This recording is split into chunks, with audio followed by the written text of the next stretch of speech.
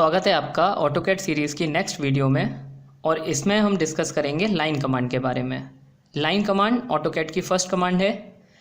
AutoCAD में line को draw करने के लिए 4 मेथड है हमारे पास। सबसे पहला method absolute coordinate method, second relative rectangular method, third polar method and fourth direct method. तो सबसे पहले हम डायरेक्ट मेथड को डिस्कस करेंगे। डायरेक्ट मेथड को यूज़ करने के लिए हमें 2 बातों का ध्यान रखना पड़ेगा। जो लाइन हम क्रिएट कर रहे हैं उसकी डायमेंशन कितनी है, और दूसरा उसकी डायरेक्शन क्या है। तो जैसा कि मैंने आपको बताया कि ऑर्थो ऑन करने से हमारी जो लाइन है वो स्ट्रेट 0 डिग्री, 90 डिग्री, 180 डिग्री और 270 डिग्री पर वर्क करेगी। हमें इस बात का ध्यान रखना है कि जो लाइन आप क्रिएट कर रहे हैं वो 0 डिग्री की तरफ जाना है कि 90 डिग्री की तरफ जाना है कि 180 की तरफ जाना है कि 270 की तरफ जाना है।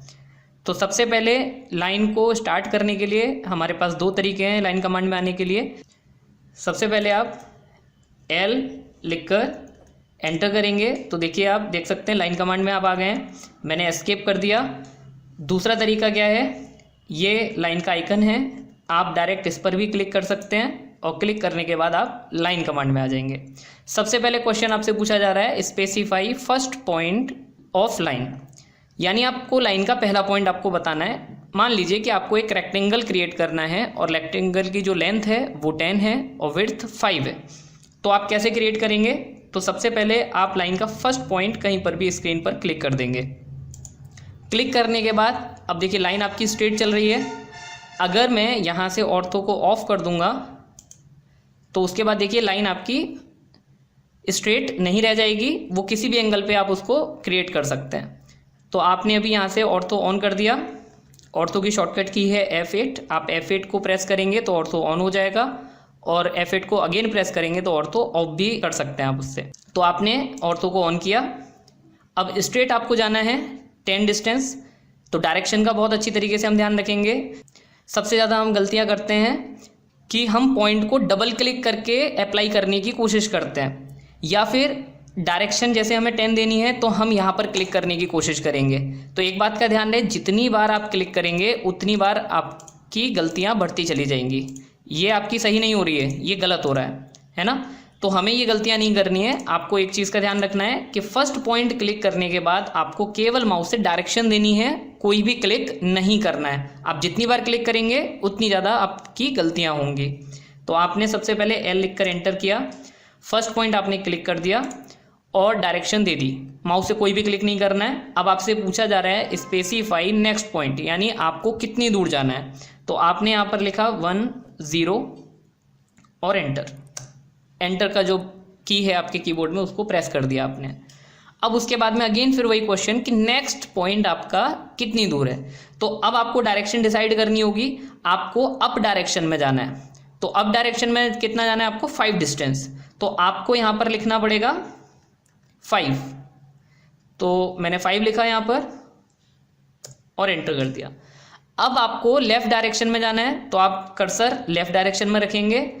आपसे पूछा जा रहा है नेक्स्ट पॉइंट, तो प्रोग्रामिंग बार में आप 10 लिख देंगे और एंटर कर देंगे।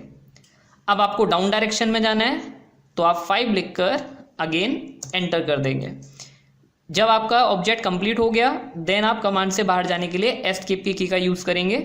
एस्केप को एक बार दबाएंगे तो आप कमांड से पूरी तरीके से बाहर निकल जाएंगे।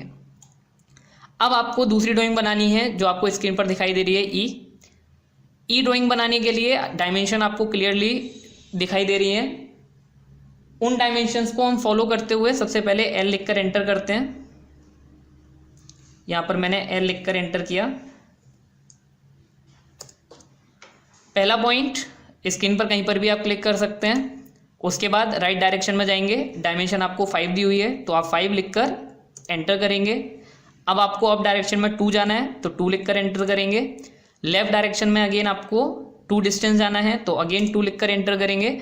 इस तरीके से आप डायरेक्शन देते जाएंगे और वैल्यू है जो है डिस्टेंस जो डायमेंशन है आपकी उसको लिखकर आप एंटर करते जाएंगे।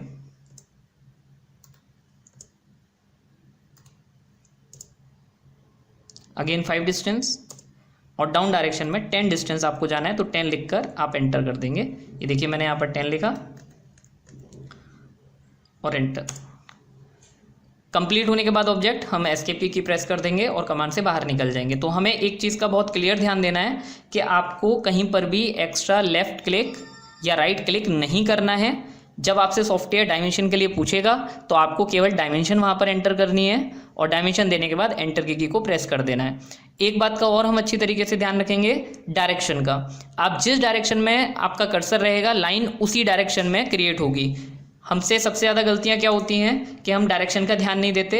मतलब कि आपने लाइन कमांड को पिक किया, फर्स्ट पॉइंट आपने क्लिक किया, अब आपने ये डायरेक्शन राइट साइड में देके इसको 5 लिखकर एंटर कर दिया।